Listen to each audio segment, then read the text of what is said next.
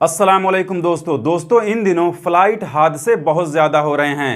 अभी कुछ दिन पहले नेपाल के काठमांडू एयरपोर्ट पर एक बहुत ही ख़तरनाक, बहुत ही भयानक फ़्लाइट हादसा हुआ था जिसमें लगभग 70 लोगों की मौत हो गई थी। इसी तरह से कल भी एक बहुत ही ख़तरनाक, बहुत ही भयानक फ़्लाइट हादसा हुआ है जिसमें कुल 61 लोगों की मौत हो गई है।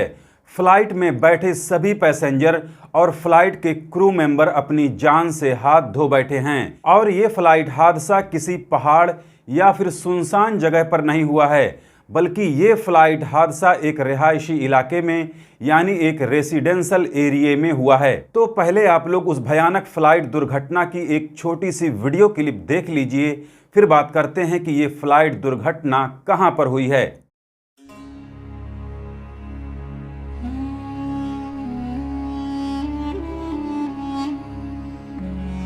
तो जैसा कि आप लोगों ने इस खतरनाक फ्लाइट दुर्घटना की ये भयानक वीडियो देख ली है, और अब जान लेते हैं कि ये खतरनाक फ्लाइट दुर्घटना कहां पर हुई है, यानी किस मुल्क में हुई है। तो देखिए, ये फ्लाइट दुर्घटना किसी अरब देश या फिर अपने इंडिया, पाकिस्तान या फिर नेपाल के अंदर नहीं हुई है, बल्कि ये खतरनाक फ्लाइट दुर्घटना कल ब्राजील के अंदर हुई है जिसमें कुल 61 लोगों की मौत हो गई है। इस हवाई जहाज दुर्घटना में मरने वाले 61 लोगों में से 57 पैसेंजर थे और 4 उस फ्लाइट के क्रू मेंबर थे। बताया जा रहा है कि ये फ्लाइट किसी ब्राजीलियन कंपनी की ही थी जो कल ब्राजील के अंदर से ही कहीं पर जा रही थी, लेकिन तभी रास्ते में ही उस जहाज के इंजन में कोई बड़ी खराबी आ गई और वीडियो में आप देख सकते हैं कि आसमान में ही वो जहाज अपना संतुलन, अपना बैलेंस खोती हुई किस तरह से सीधा जमीन पर आकर गिर गई।